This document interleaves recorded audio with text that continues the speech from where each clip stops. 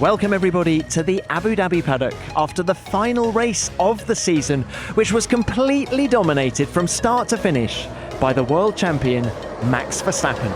Max Verstappen wins the Abu Dhabi Grand Prix to take his 15th win of the 2022 season. Second place goes to Charles Leclerc. He has taken second place in the Drivers' Championship from Sergio Perez, who has to settle for third on track and third in the points. We're going to break it all down here on F1 Nation, and we've got the band back together for you. Natalie Pinkham, Damon Hill, myself, Tom Clarkson will talk you through everything that's happened. And we've got some guests in no particular order: Marc Gene, George Russell, Toto and Susie Wolff, Otmar Szafnauer and Alex Albon. We hope you enjoy the show.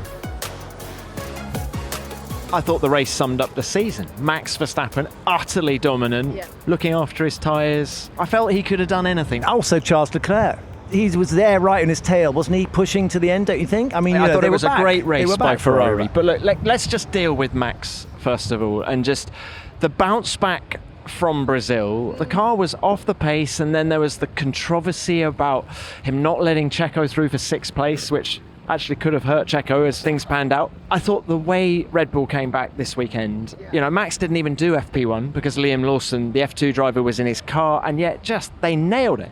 Absolutely. They say that a week is a long time in politics. It's even longer in Formula One. And I think actually the way that Red Bull came out and dealt with that, drew a line under it. They did a show of unity with that team photo on Thursday night. And you're right. Max's race tonight was like a microcosm of the season. I just wanted to get the word microcosm into this podcast. But it was, because it was calm, it was controlled. He made it look easy. It had smacks of Mexico, I thought, where his tyre saving was just utterly brilliant. And he's so calm.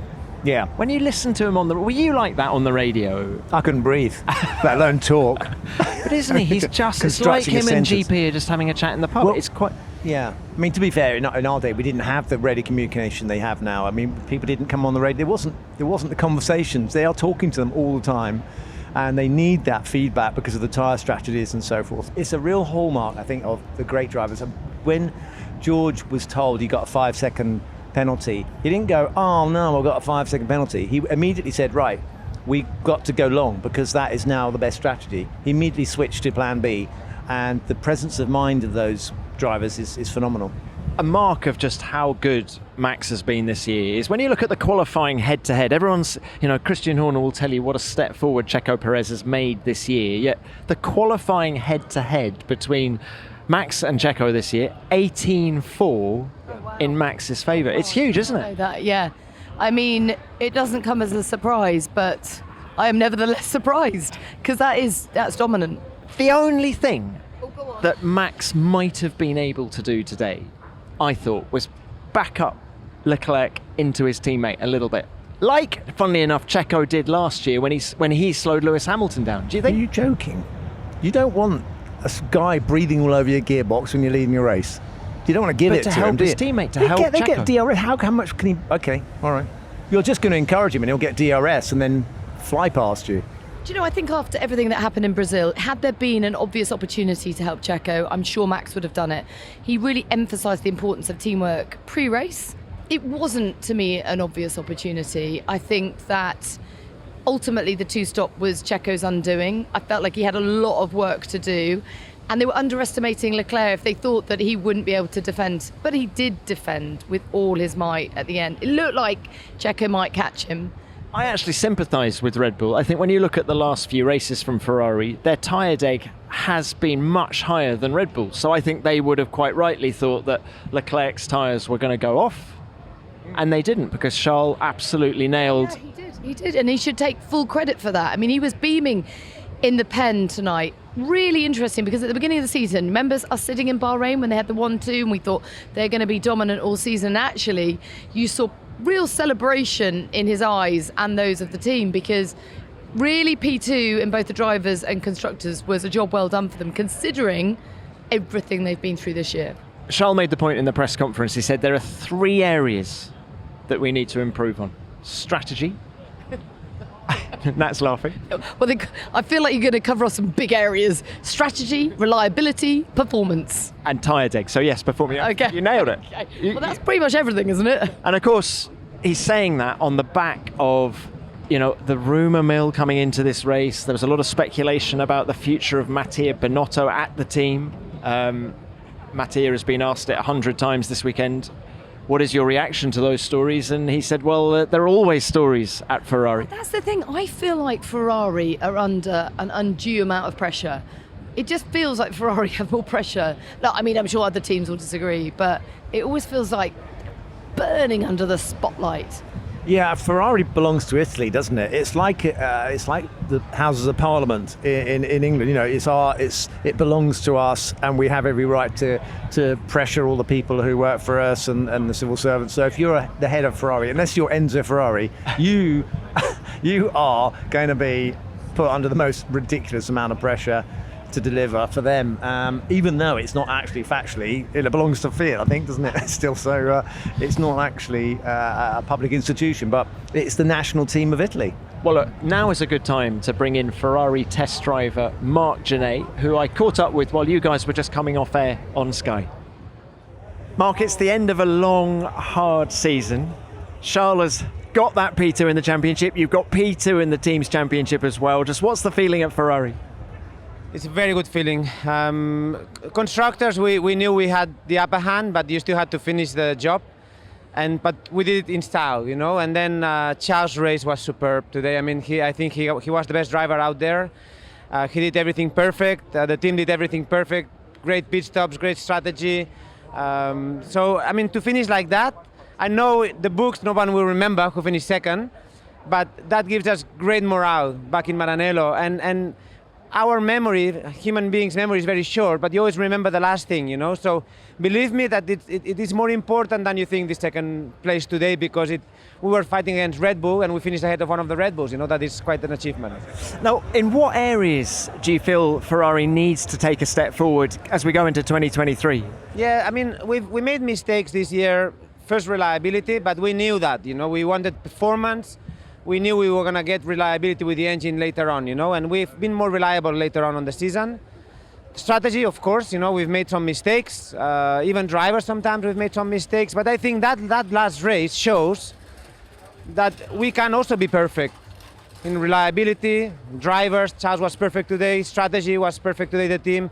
Pit stops, the team was perfect today, better than Mercedes and Red Bull. So we can do the job, If we really learn from where we have not been perfect, it shows this weekend that we can beat anyone. Just 105 days to go until the first race. Yeah, we would like to start. I mean, I don't know if we like to start straight away, but anyway, we have a lot of job to do because we have to improve in those areas which we have today. It's a good point. We got the test on Tuesday. How important is that as we then kick into the winter? Not that much. I mean, I think it will be more important for teams that have new drivers. Yes, we want to double check how these new tires affect the balance of the car to then do the final tweaks to the car next year. But for some drivers, like ours, I think it's like, still 2 days to go. No, it is important, but as I say, for me it's much more important for Fernando, for example, that goes to Aston Martin than for us. All right, great race. Thank you, Marc. Thanks for your time. Thanks. Well, he is, of course, right. They did a great job, and actually really important for them to go into the winter break on a high like that. If you remember, we spoke on this podcast to him in Bahrain and he said it was going to be Ferrari's year. It went away from them, but for them to claw it back, I think will be, they deserve big pats on the back. And everybody wants that lift before what is really quite a long winter.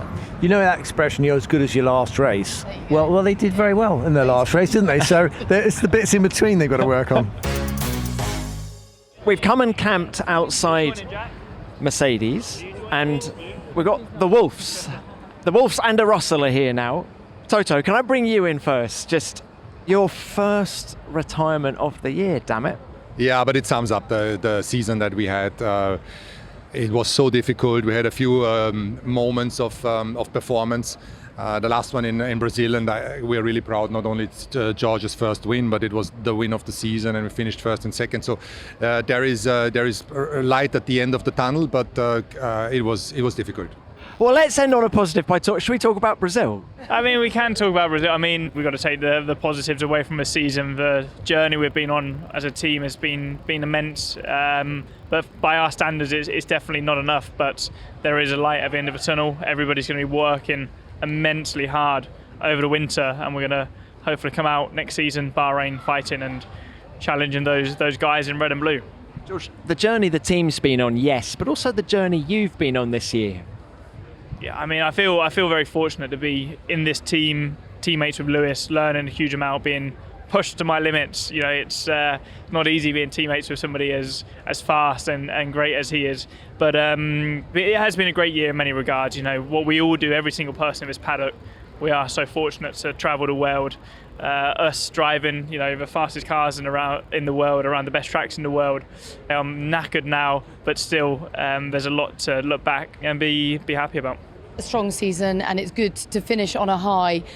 It is long though, Susie. I bet you are just grateful to get your husband back, aren't you? I absolutely am, but you know what it's like. Everyone's working incredibly hard, and obviously the team has got a lot of work over the winter, so I'm not sure he's going to be at home that much over the next months, but I'm just as ambitious for him and the team as he is. So it's been a tough year, but like they've both said, I think a lot's been learned, and that's racing. You can't win everything. You know, for me, I just... So you used to win everything. What are you talking about?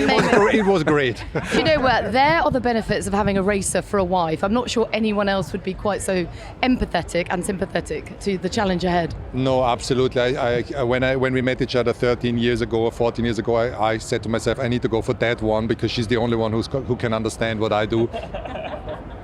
Great, it's good to know that's all I've got going for me. You're not doing very well here, No, Toto. but You're making this worse. You know, and she drives cars faster than I, and really great. And that's sexy, right? That's so sexy. That's a real USP. Go and have a long, well-deserved holiday. Enjoy it. Happy Christmas. Happy Christmas. Merry Christmas. Great to see those three. You know, George said he's knackered, but I thought all three of them looked knackered. I mean, you're all charm, aren't you, Tom? They all look knackered. That's exactly what anyone wants to hear. But I mean, at the end of the day, it has been an absolute marathon.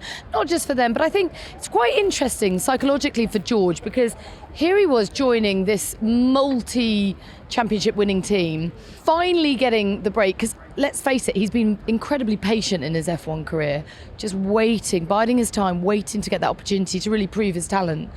And then he comes in and finds actually the car beneath him isn't capable of delivering a championship. Clearly he's learned a lot this year, but it can't have been easy. I think one of the most impressive things actually about this year is the dynamic between him and Lewis. I think it's been phenomenal. They've really pulled together. It doesn't feel like there's been any tension at all, and they've helped each other when it's mattered most. Look, what about Mercedes' race today? So George comes home in 5th place. He gets that 5-second penalty for that unsafe release in the pits. I mean, that was just all unfortunate, wasn't it? Well, let's start at the start though, because actually it looked like he was really closed in. There was no way past the Ferrari, and then suddenly Norris pops up and takes a place from him. Then on top of that, he has the slow pit stop and then the penalty, and suddenly 10 seconds is effectively added to his race. Well, and how the performance fluctuated. I thought on the medium tyre, of course, George seemed to have great pace, and then it dropped away on the hard tyre a little bit. Hamilton, of course, had that moment at the chicane, didn't he, on the opening lap with Carlos Sainz, had a bit of damage underneath the car, had to give the place back, or the team asked him to give the place back to Carlos. Which is very interesting, isn't it? Because that's not what happened last year. Similar situation. I mean, we saw mechanical failure. So Mercedes, mechanical failure. They are running things to the limit now. It may have been that it damaged something on the car by hitting the bump, hitting the curb, and that may have had some effect on eventually on his retirement. It's possible. I don't know. They'll find out. But this season, the new cost cap regulations, it's hard to remember back to the beginning when this was a completely new set of regulations. This was all completely new. We didn't know which way it was going to go. And I think it's been a huge success. There's still a few things that need adjusting, and we're going to see long term the effects of the cost cap having a role to play, and more pressure coming from below, from the teams down the grid who can do more testing, more development if they've got the money. It will get more difficult to win in this formula in years to come. This episode is sponsored by NordVPN. Cybercrime is a hot topic. We've all heard stories from friends, family and colleagues of people's information or accounts being hacked. If you're not tech savvy, it can be difficult to understand how you can keep your privacy and data safe online. NordVPN is the quickest and easiest way to give you peace of mind when using the internet. All your data stays safe behind a wall of next-generation encryption, and all you need to do is download the app and connect with one click for immediate protection or enable auto-connect. And you're free to browse the internet without fear of hackers, malicious sites, or pop-ups getting at your data. NordVPN is lightning fast, so there's no need to worry about it affecting your internet speed. You won't even experience any lag or buffering. In fact, you won't even notice it working away in the background. You can connect up to 6 devices, including your mobile phone, with just one account, and it's compatible with every major platform: Windows, Android, iOS, Mac, and Linux. Which means you're not only protected at home, but on the go when using public Wi-Fi as well. And it will only cost you the price of a cup of coffee each month. So grab your exclusive NordVPN deal by going to nordvpn.com/F1Nation to get a huge discount off your NordVPN plan and 4 months for free. It's completely risk-free with Nord's 30-day money-back guarantee. That's nordvpn.com/F1Nation.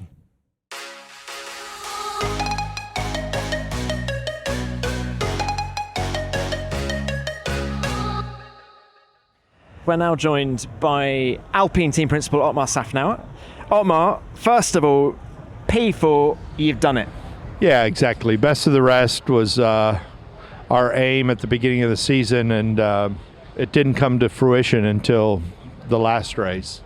So it probably feels even more sweet, so to speak, to have done it at the last race. I guess one of the frustrations, though, has got to be the amount of points left on the table from Alonso, because he put in some epic performances this year.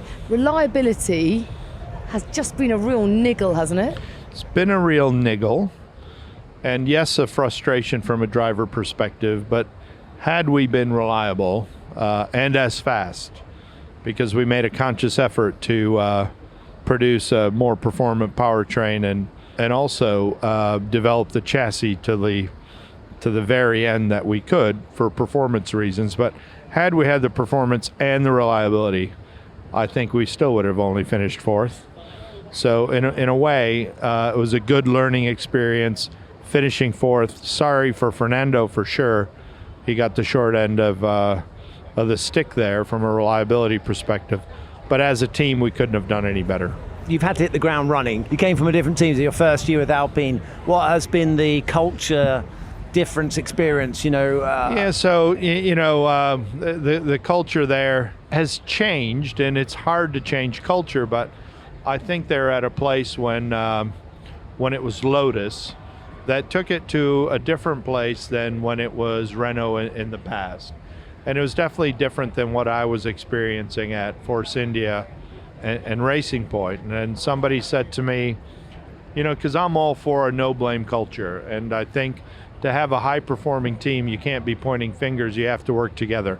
And the bigger the team is, the more important that is. When you have 1,000 people, you have to have psychological safety at work.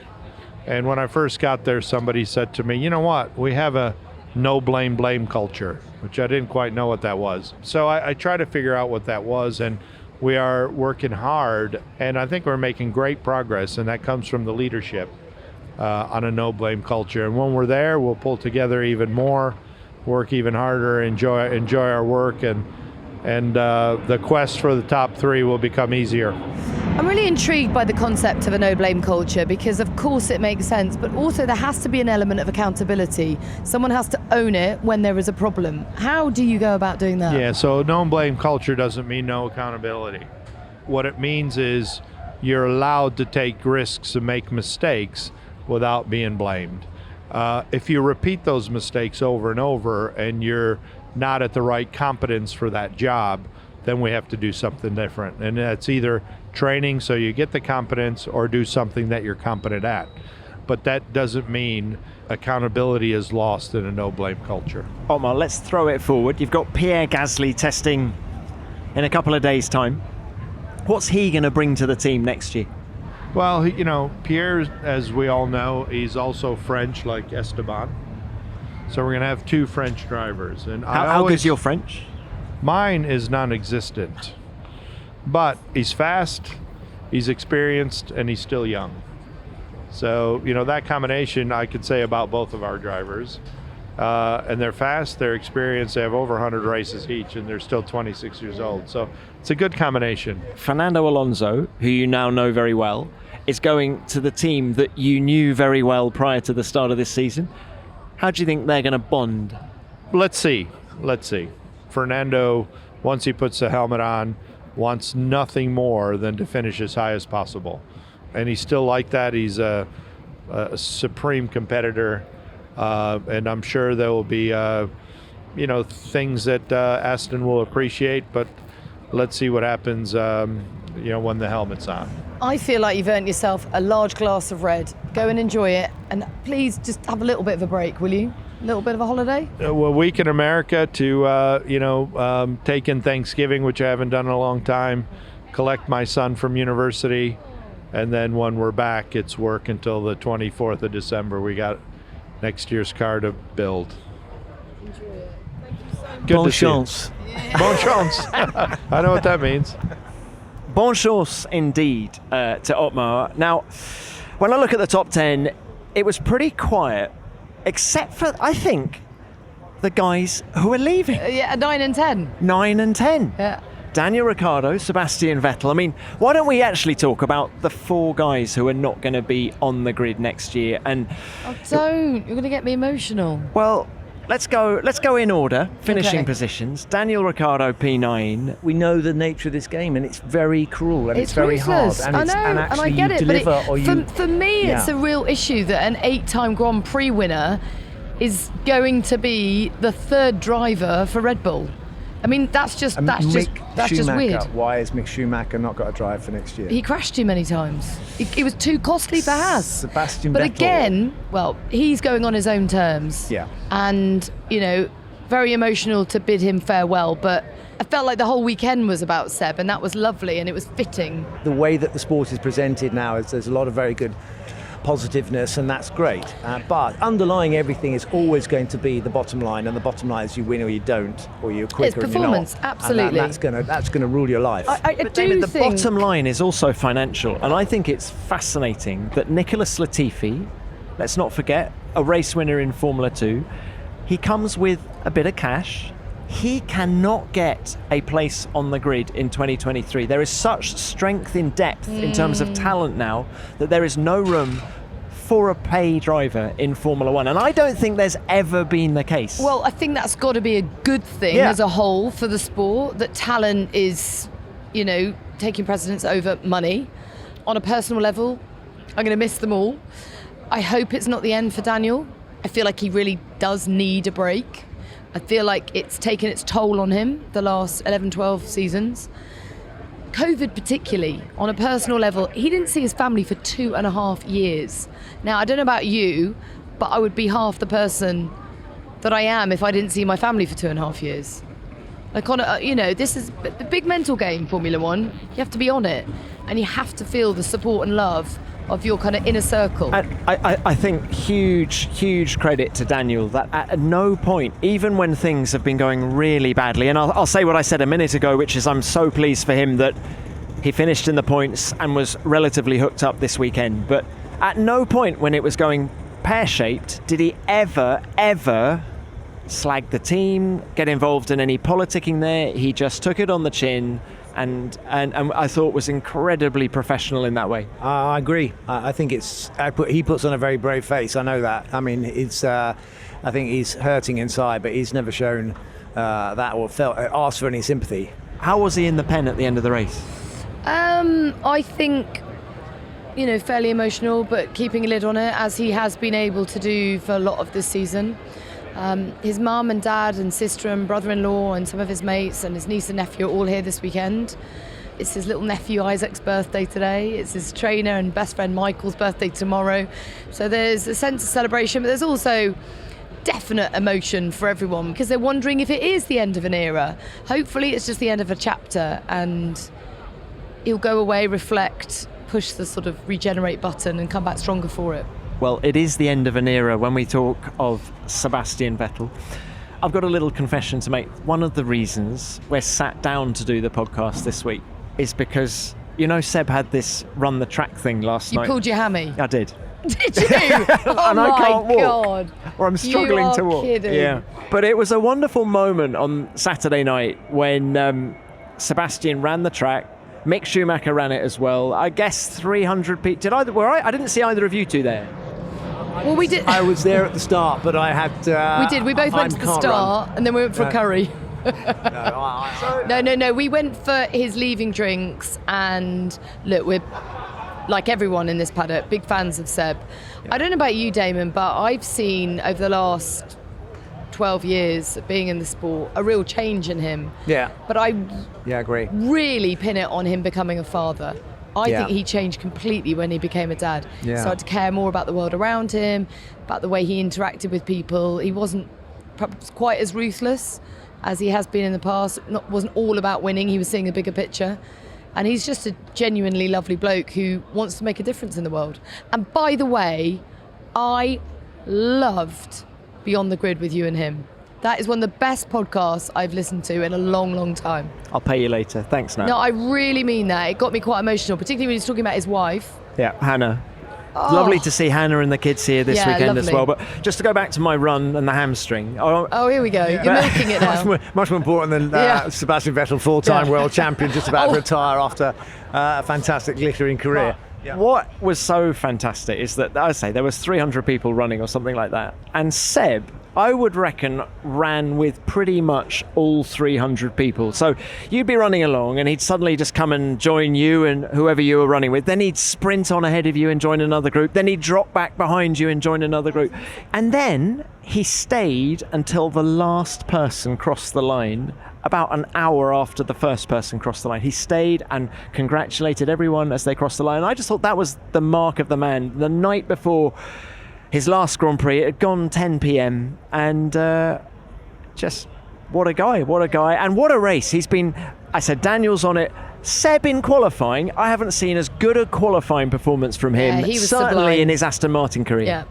I agree. I mean, I had heart in mouth moment actually when he passed those guys that are pulling out of the way. He sort of threaded his way through cars that were doing no miles now, and he's absolutely flat out on a qualifying lap. So it is really interesting. I think the psychology of any sport is fascinating, and I think I'm particularly interested in how drivers can reignite that passion for driving if they've got a tiny bit of doubt. Let's say you're doubting whether you want to be a racing driver anymore. You're not enjoying it. Very difficult to perform well. Once he's made that decision, okay, I'm not going to be a racing driver, and suddenly he went back to driving. This is my theory. He's gone back to enjoying it just for the sake of driving. I'm in a Formula 1 car. I'm going to enjoy myself, and suddenly he's delivering pace again. Do you think we've seen the last of him? Well, no, we haven't seen the last of him. He'll be back in Formula 1 in some capacity because we're interested in him. He has been a huge part of this sport, so. He will be back to contribute in some way, but I think he probably needs a bit of space and perspective. That's certainly was my experience anyway. I wanted, it's blinding, this sport. You see the world from the paddock, from the grid, from your cockpit, and to be able to stand back from all of that and see Formula 1 in the context of everything that's happening in the world. Formula 1 will never look small, but it's not the dominant story in the world, and I think that's where someone like Seb, he can't help but know that there's something else going on, and that you can't control the world, or Formula 1 is limited in what it can do to solve all the world's problems. So interesting, because when you're in Formula 1 it does feel all-consuming, doesn't it? You forget there's a life outside, but you actually don't have time. I think particularly for these drivers, they're going, we just do the races. They're going to the factories and doing simulators and doing sponsor days. This will be the first time Seb's come up for air since 2006. He will be able to wake up at the start of 2023 and make his own schedule, which is liberating but also quite scary. But he's very young, and I stopped when I was 40. How old is he? 35, 36? So he's still very, very young, really. Well, I think brilliantly he's using his platform, and you didn't see that at the start of his career. That's definitely something that's evolved. Some of the things he's done this year, like going on Question Time and going and meeting those kids at a youth offenders centre, actually around the corner from us at home. He's just socially aware. He's just like, in a way that a lot of the drivers aren't yet. And, that's not their fault. They've got a lot to think about. As you say, you don't come up for air. But he's been doing that increasingly throughout this year, and now feels like the right time to go for now. Is there another driver on the grid who would have got all 20 drivers to go out to dinner with? Well, actually, I think yes. I actually think they all would, because I think there's a camaraderie, a friendship, and a depth of respect between them that we don't necessarily talk about enough. I think they actually care a lot about each other. Did all 20 drivers go out to dinner to celebrate the end of your career in '99? They didn't miss a beat. They just carried on as normal and probably thought, thank God he's gone. No, they didn't. No, they didn't. I mean, it was... They certainly didn't. I just need to... Dear listener, they certainly didn't. Back then, there wasn't quite this camaraderie that Natalie was talking about. And I think that was reignited after Jules Bianchi. I think they all decided, okay, we have a responsibility for ourselves. They got back involved in the GPDA, and Alex Wirtz did a lot of work for them there, and they found that they had common cause in lots of areas. This episode is sponsored by Rocket Money, and it's one for our listeners in the US. With so many streaming and subscription services on offer these days, it can be difficult to keep track of everything you've signed up for. Did you know that 80% of us have subscriptions we've completely forgotten about? Whether that's a music platform you never access or a TV service you haven't streamed in months. That's a huge amount of money being wasted that could be better spent elsewhere. Rocket Money, formerly known as Truebill, is a fantastic app that helps me keep track of my expenses and gets rid of those subscriptions I don't even use to ensure I'm not wasting money. Now here's a question for you. Do you know how much you really spend on subscriptions? Most Americans think they spend around $80 a month on subscriptions when the actual total is more like $200. What's great about Rocket Money is that it shows you all of your subscriptions in one place and can even find subscriptions you didn't even know you were paying for or might have been double charged for. And it's super simple. To cancel a subscription, all you have to do is press cancel and Rocket Money takes care of the rest. So get rid of useless subscriptions with Rocket Money now. Go to rocketmoney.com/nation. Seriously, it could save you hundreds per year. That's rocketmoney.com/nation. Cancel your unnecessary subscriptions right now at rocketmoney.com/nation. Friend of the show, Alex. You're lucky. This is the last one. Yeah, it is. Well, and it is actually the last show of the year as well. Is this series podcast going on next year? We're thinking of calling it the Alex Albon show next year. I leave the track when you guys start this. And so what I need to be doing is planning my exit of the circuit better. Well, so I need to leave Damon, Natalie and I are all over leave this. later, but no, not because we go up to Williams first to say, when's he leaving? Yeah, exactly. I'm loving the fact that we've got your missus on the show tonight. Yes, Lily, go! Oh my gosh. Wow, I feel famous. You are definitely within your own mind. Trust me, this is not a show you want to be on. Back in quarantine, we actually tried to start a podcast. We had our pilot episode and it was not it. Yeah. Was it like a couples podcast? I guess. We were bored more than anything. I would love to hear you two do a couples podcast.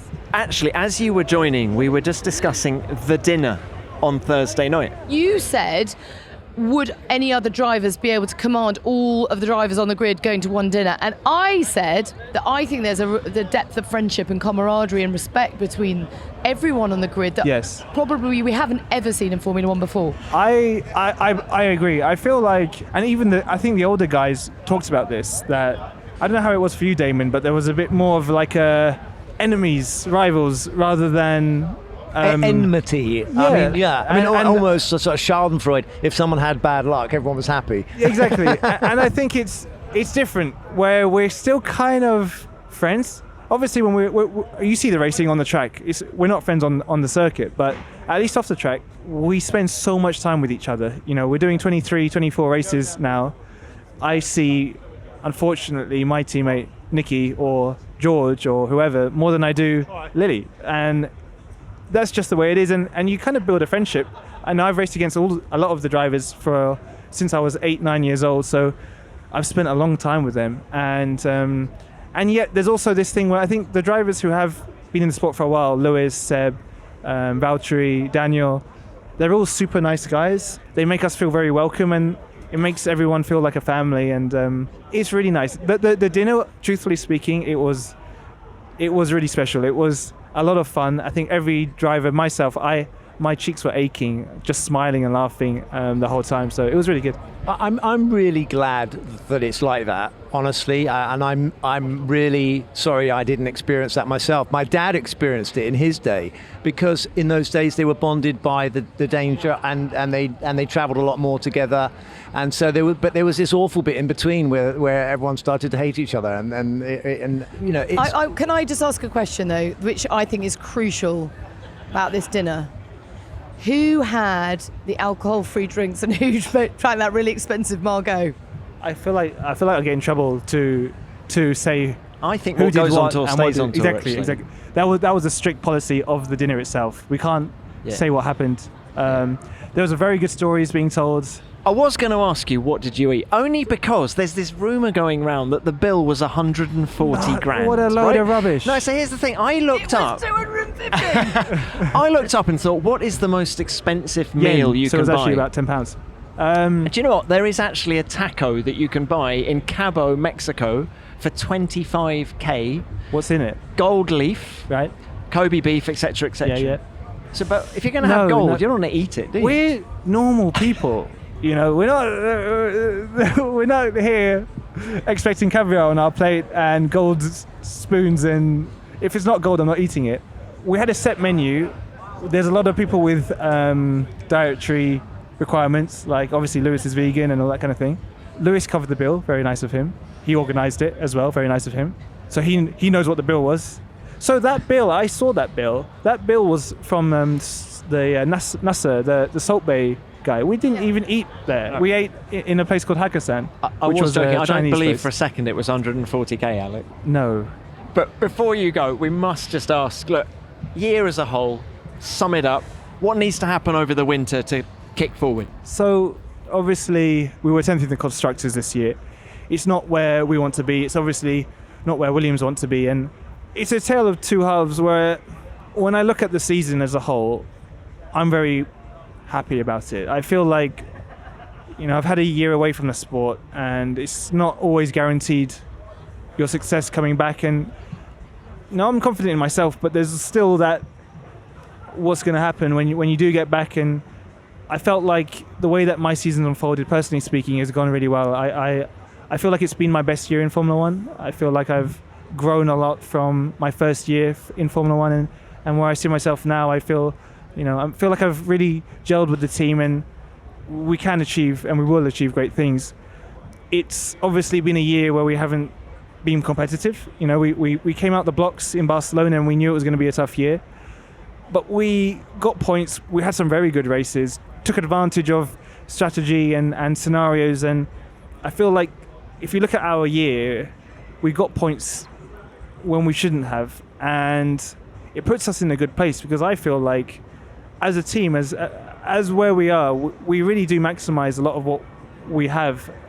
And if we can have that car that is just that little bit better, you know, getting through to Q2 more often, scraping at the points, I feel like as a team we've got that package that we are going to do well when we have that car. And it's clear to us, we really do know where our car is weak.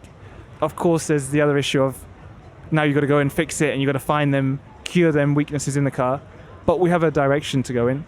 And so, yes, I feel like, personally speaking, very happy. Performance-wise, not so much. But I don't see why we can't change that. I can't let you go without asking Lily how your golf is. It's been improving.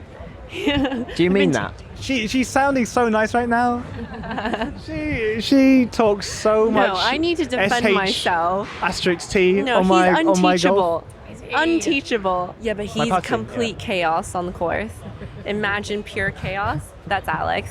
You know, chaos and golf don't go hand in hand. They're not. The etiquette of golf is quite a formal, you know, there's a rules to do.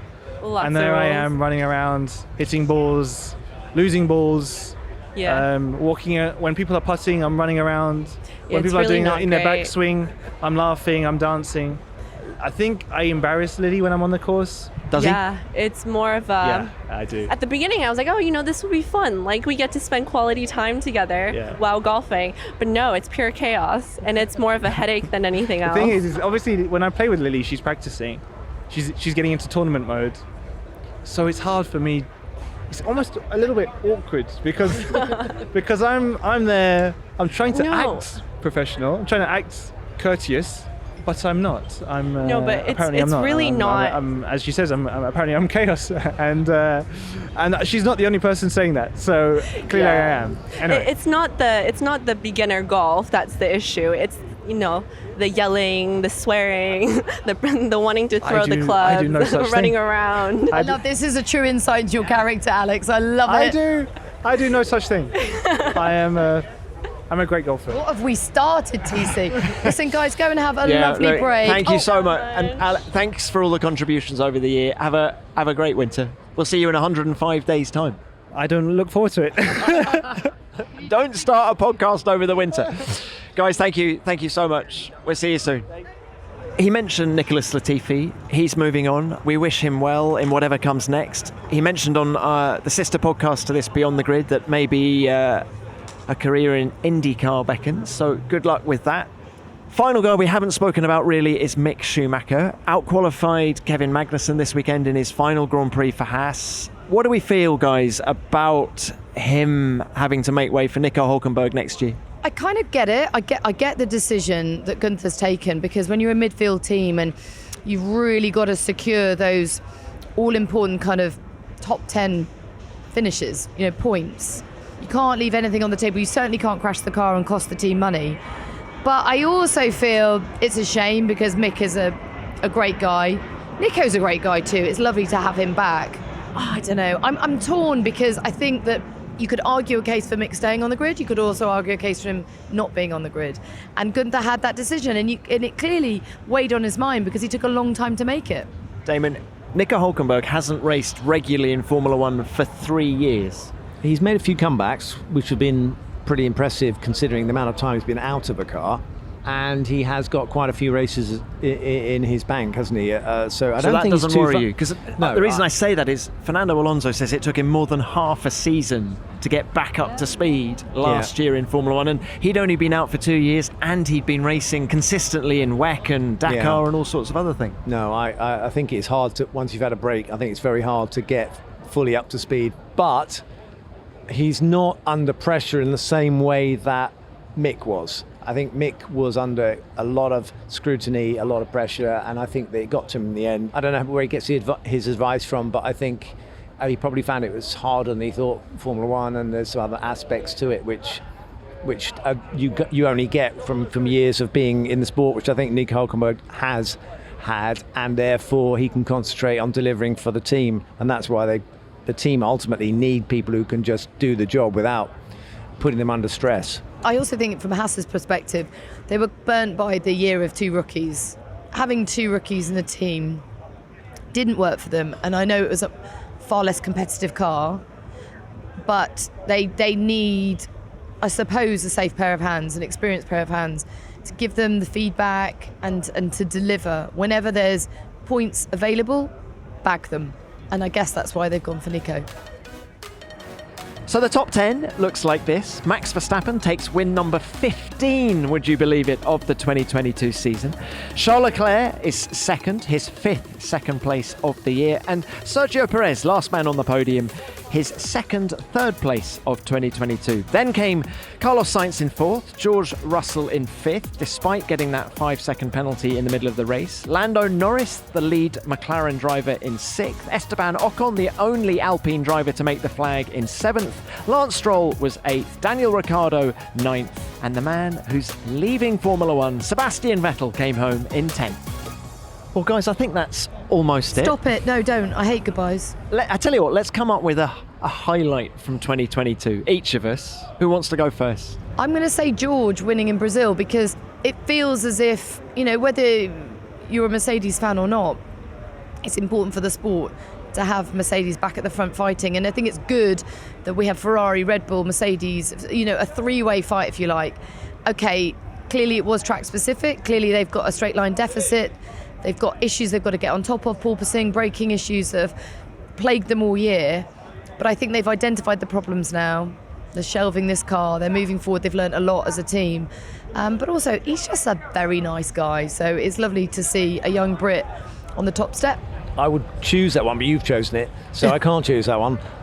Or Kevin Magnussen's pole position, the joy in his face, and first-time winners. There was Carlos Sainz who won in Silverstone as well. But do you know, hang on, what we're missing here? What? Well, we've got to celebrate Max. That's what I'm going to get around to. Oh, were you? Okay, that's good. where I'm going with this, is ultimately it's very easy to forget. Because don't forget, when you're out in front leading the race, the cameras tend to follow the action down the back. So you're out there in the front and, they cut to you just before you cross the line. So it's sometimes quite a serene experience and quiet experience being up the front. He's not had the battles. He had some good wheel-to-wheel action with Lewis again in America, and also he had some with Charles as well in the early part of the season, and that's how it finished. And I think some of his pole laps have been amazing, and some of his absolute on the limit driving is really gobsmacking. Some of those performances to come from 14th, 12th, 7th, it hasn't come easy. Obviously he's got a great car, but Damon's point about the camera coverage of him is testament to how well he did play it tonight. He took everything in his stride, and there's been a few upsets. Brazil clearly unsettled him slightly. I think that whole disharmony within the team can't have been easy for him or Checo, but they drew a line under it and they came back and performed brilliantly. Well, my highlight was Spa when he came from 14th to win the race. I just thought that was sublime Max Verstappen. But let's not forget that I think as brilliant as this year has been for Red Bull, I actually think this has been a way more stressful season for the likes of Christian Horner than last year. And he said only after the race that he thought last year took out more from him than ever before. But this, with the budget cap and the politics of Brazil, there have been a lot of stresses along the way. And I think for a team that has dominated to the extent that they have, I think he's frustrated, surprised that they've come under fire to the extent that they have. Not everybody loves a winner. Their expression is, or the idea is, once you're leading, you're in a happy place. But there's also this other thing, which is that in this business, the guys, all these other teams want to bring you down. So you become a target, and it can be sometimes baffling why people, they don't celebrate you doing really well. And there is that flip side to being successful as well. And I think he's experienced that a little bit this year. They've been trying to take a dig and poke to see if there's any weaknesses here and there, and it's been stressful from that point of view. And you want to be respected for the work you do and the hard work that goes into winning in Formula One. It is very hard, but not everyone's going to be happy you're winning, and that's just a sad fact of life. Well, look, guys, I feel a bit emotional in this moment because that's it for 2022. I'm so grateful for the season and for everything that's gone in the last 9 months. But most of all, do you know what I'm grateful for? You two.